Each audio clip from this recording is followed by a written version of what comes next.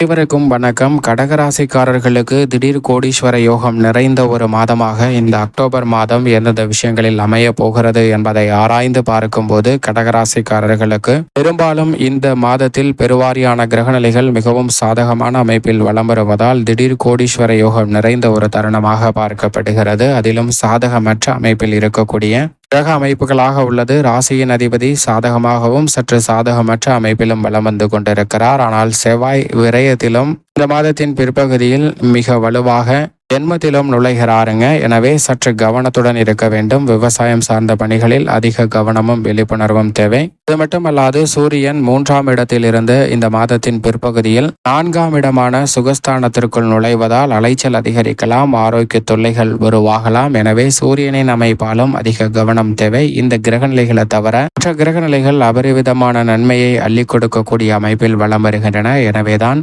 திடீர் கோடீஸ்வர யோகம் நிறைந்த ஒரு மாதமாக இந்த அக்டோபர் மாதம் கடகராசிக்காரர்களுக்கு அமைய போகிறது. ஏனென்றால் அஷ்டமத்தில் நிலை கொண்டிருக்கக்கூடிய சனி வக்ரம் பெற்று இந்த மாதம் முழுவதும் சஞ்சரிக்கிறார்.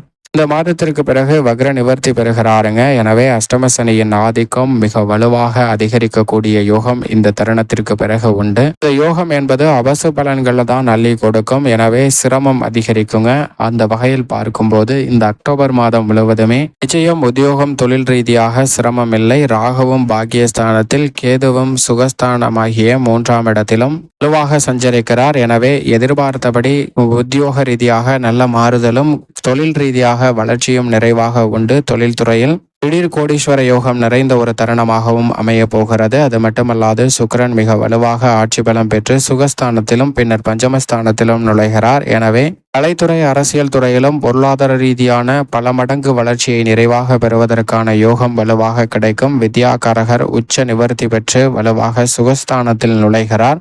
எதிர்பார்ப்பதை விட கல்வியில் நல்ல முன்னேற்றத்தை நிறைவாக பெறுவதற்கான யோகம் உண்டு. ராசியின் உச்ச அதிபதி பாதிக்கு மேல் வக்ரம் பெறுகிறாருங்க. அவர் வக்ரம் பெற்றாலும் பெரிய அளவிலான சிரமங்களை கடகராசிக்காரர்கள் சந்திக்க வேண்டிய சூழல் இல்லை. எனவே குருவின் அமைப்பாலும் இந்த தருணத்தில் நிறைந்த நன்மைகளை அபரிவிதமாக பெறுவதற்கான யோகம் நிச்சயமாக கடகராசிக்காரர்களுக்கு உண்டு. எனவேதான் திடீர் கோடீஸ்வர யோகம் நிறைந்த ஒரு தருணமாக இந்த அக்டோபர் மாதம் அமைவதற்கான வாய்ப்புகள் மிகவும் வலுவாக கடகராசிக்காரர்களுக்கு உண்டு.